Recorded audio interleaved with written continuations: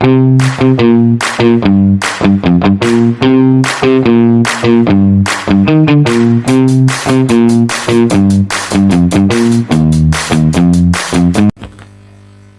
siang Ibu dan juga teman-teman sekalian. Pada pertemuan kali ini saya akan membahas mengenai teknik sampling probability. Video ini saya buat sebagai pemenuhan tugas mata kuliah metodologi penelitian yang diampu oleh Ibu Pemerida Simbolon SKM MKes. Sebelumnya perkenalkan, nama saya Revandi Sinaga dengan NIM 11.00.3013. Baik, yang pertama itu kita membahas mengenai definisi sampling probability, di mana sampling probability adalah teknik pengambilan sampel yang memberikan peluang yang sama bagi setiap anggota populasi untuk terpilih sebagai sampel. Ari Kunto 2013 menjelaskan bahwa dalam probability sampling, setiap unsur dalam populasi memiliki kesempatan yang sama untuk dipilih sehingga dapat mengurangi subjektivitas dalam proses pemilihan sampel. Selanjutnya, teknik pengambilan sampling itu terbagi menjadi beberapa bagian. Yang pertama itu simple random sampling atau sampel acak sederhana. Simple random sampling merupakan teknik pengambilan sampel secara acak sederhana di mana setiap anggota populasi memiliki peluang yang sama untuk dipilih. Sugiono 2017 menyatakan bahwa teknik ini dilakukan tanpa memperhatikan strata dalam populasi, sehingga cocok digunakan pada populasi yang relatif homogen. Pada simple random sampling memiliki syarat menurut Hidayat 2018, yaitu informasi seluruh elemen populasi diketahui. Lalu yang kedua, populasi bersifat homogen. Kemudian kesebaran populasi tidak terlalu luas.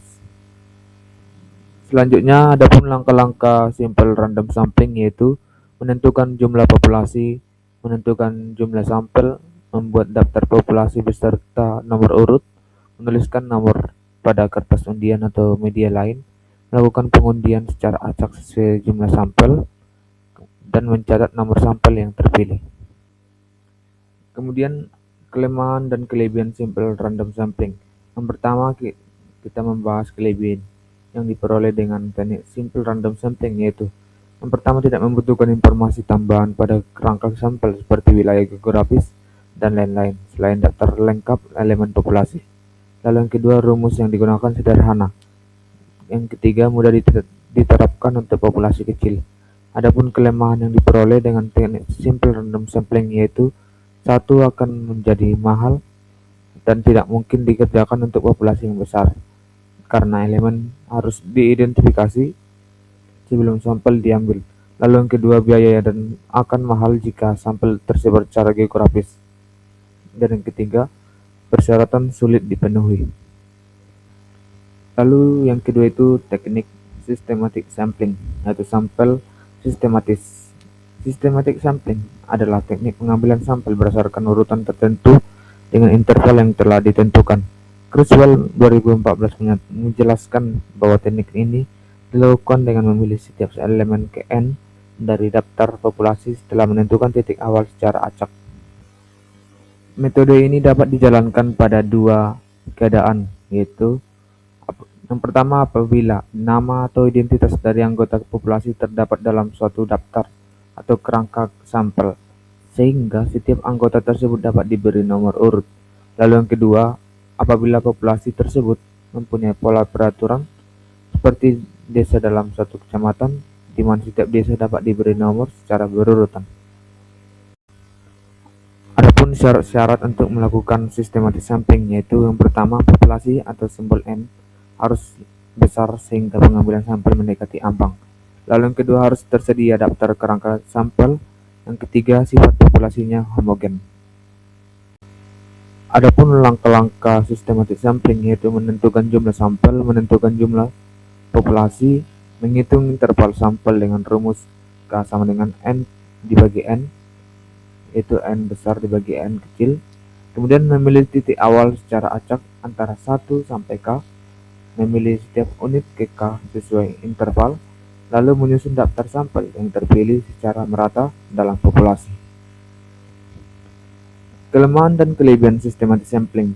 Kelebihan yang diperoleh dengan teknik systematic sampling yaitu menghasilkan sampel yang representatif jika interval dipilih dengan tepat, lalu mudah diterapkan, Lebih efisien waktu dibanding simple random sampling, dapat menangkap pola atau urutan tertentu dalam populasi. Adapun kelemahan yang diperoleh dengan teknik systematic sampling yaitu bergantung pada urutan awal populasi, sulit menyesuaikan interval pada populasi tertentu, berpotensi menimbulkan bias jika terdapat pola dalam populasi, dan kurang efektif pada populasi yang kecil. Lalu yang ketiga itu stratified sampling, sampel berstrata. Stratified random sampling merupakan teknik pengambilan sampel dengan membagi populasi ke dalam beberapa strata berdasarkan karakteristik tertentu. Kemudian sampel dipilih secara acak pada setiap strata. Menurut Arikonto, teknik ini digunakan pada populasi yang heterogen agar sampel lebih representatif. Syarat yang harus dipenuhi jika peneliti ingin menggunakan teknik stratified sampling ini yaitu: satu, memiliki kriteria yang jelas sebagai dasar dan pengelompokan strata. Kemudian yang kedua, memiliki jumlah anggota setiap strata dengan tepat. Adapun langkah-langkah dalam teknik stratified sampling yaitu menetapkan strata atau lapisan yang diinginkan, lalu memasukkan setiap anggota populasi ke dalam stratifikasi yang telah dibuat, kemudian mengambil sampel sesuai dengan strata yang telah dibuat.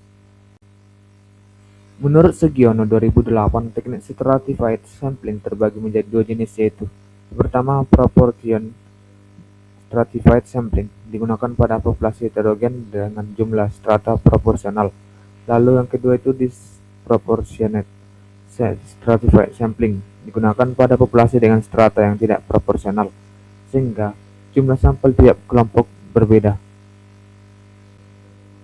Kemudian kelemahan dan kelebihan stratified sampling. Kelebihan yang diperoleh dengan teknik stratified sampling yaitu: yang pertama, peneliti dapat mempelajari perbedaan yang ada di antara subkelompok. Lalu kedua, peneliti dapat menetapkan jumlah pada setiap subkelompok sebagai anggota sampel. Lalu yang ketiga, anggota sampel yang terpilih dapat mewakili subkelompoknya yang ada pada populasi. Lalu adapun kelebihan yang diperoleh dengan teknik stratified sampling. Yang pertama, peneliti harus menentukan subkelompok dengan benar. Lalu yang kedua, terkadang sulit menyortir setiap anggota populasi menjadi satu subkelompok. Yang ketiga, sering tidak ada informasi yang tepat sebagai dasar penentuan subkelompok. Lalu yang keempat, menentukan daftar anggota populasi untuk setiap subkelompok. Kemudian yang keempat itu cluster sampling atau sampel berkluster. Cluster sampling merupakan teknik pengambilan sampel berdasarkan kelompok atau wilayah tertentu. Sugiono 2017 menjelaskan bahwa teknik ini digunakan ketika populasi sangat luas dan sulit dijangkau secara keseluruhan, sehingga peneliti membagi populasi menjadi beberapa cluster dan memilih cluster secara acak. Langkah-langkah cluster sampling yaitu menentukan populasi target, membagi populasi menjadi beberapa cluster, memilih cluster secara acak, menentukan metode pemilihan dalam cluster atau single stack atau two stack, lalu mengumpulkan data dari cluster terpilih sebagai representasi populasi. Kelemahan dan kelebihan cluster sampling. Kelebihan yang diperoleh dengan teknik cluster sampling yaitu: yang pertama, peneliti tidak perlu mendaftar semua anggota populasi sasaran, tetapi hanya mendaftar semua anggota dari kelompok yang terpilih sebagai sampel. Lalu yang kedua, dapat mencakup populasi yang luas serta efektif dan efisien dari segi waktu, biaya, dan sumber daya. Adapun kelemahan dari teknik cluster sampling yaitu kesalahan pengambilan sampel bisa menjadi masalah yang besar dan membutuhkan ukuran yang sama untuk setiap kelompok agar efektif. Lalu yang kelima itu, pada teknik pengambilan sampling ada terbagi menjadi beberapa tingkatan atau disebut dengan multi-stack sampling atau sampel bertingkat. Sampel acak bertingkat atau multi-stack sampling merupakan bentuk cluster sampling yang lebih kompleks dan sering digunakan dalam penelitian survei. Menurut Fatukurohim 2009, teknik ini menggunakan beberapa metode random sampling secara bersama-sama agar lebih efektif dan efisien. Syarat-syarat yang harus dipahami terlebih dahulu dalam menggunakan multi-stack sampling antara lain: yang pertama, populasinya cukup homogen. Lalu kedua, jumlah populasi sangat besar. Yang ketiga, populasi menempati daerah yang sangat luas. Yang keempat, tidak tersedianya kerangka sampel yang memuat unit-unit yang terkecil atau ultimate sampling unit. Langkah dalam penentuan sampel acak bertingkat atau multi-stage sampling yaitu sebagai berikut. Yang pertama, tetapkan populasi. Yang kedua, tetapkan tingkatan. Yang ketiga, hitung besar sampel. Yang keempat, ambil secara acak sejumlah unsur pada tiap tingkatan. Yang kelima, pada tingkat terakhir ambil sampel secara acak sesuai besar sampel. Adapun kelemahan dan kelebihan multi-stage random sampling. Kelebihan multi-stage random sampling menurut Eko yaitu varian relatif kecil dengan biaya lebih efisien.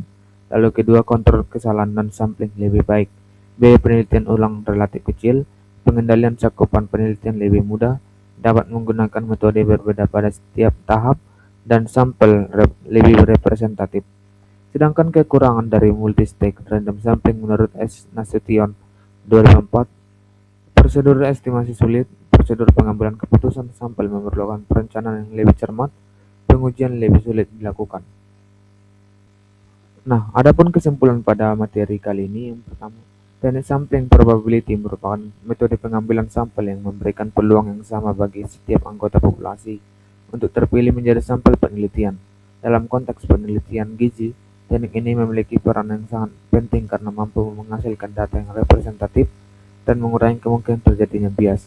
Dengan demikian, hasil penelitian yang diperoleh dapat menggambarkan kondisi populasi secara lebih akurat dan dapat dipertanggungjawabkan secara ilmiah. Selanjutnya kita masuk pada soal kasus.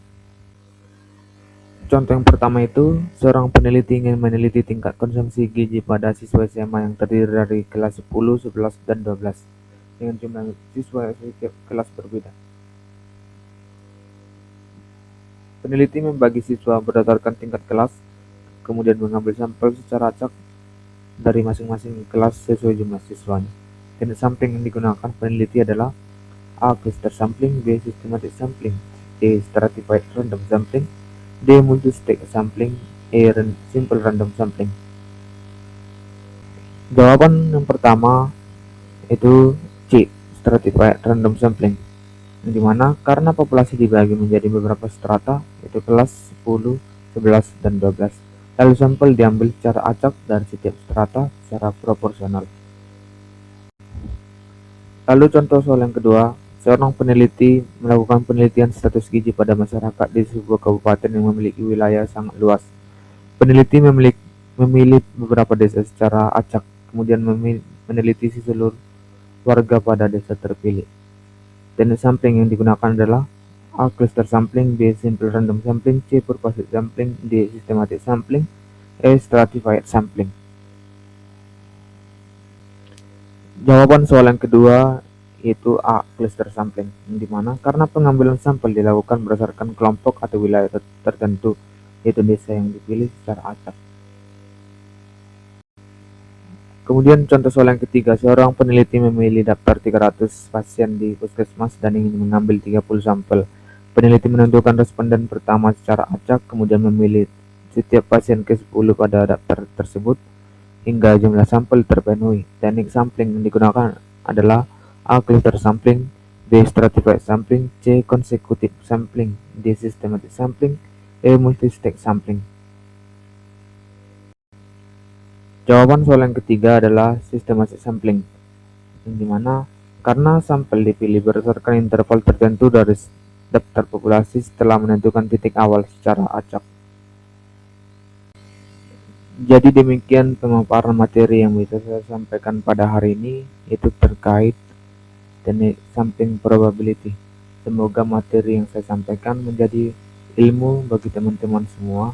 Jika terdapat kesalahan dalam tutur kata dan juga perbuatan yang tidak berkenan dalam hati teman-teman sekalian, saya mohon maaf. Sekian dan terima kasih. Selamat sore untuk kita semua.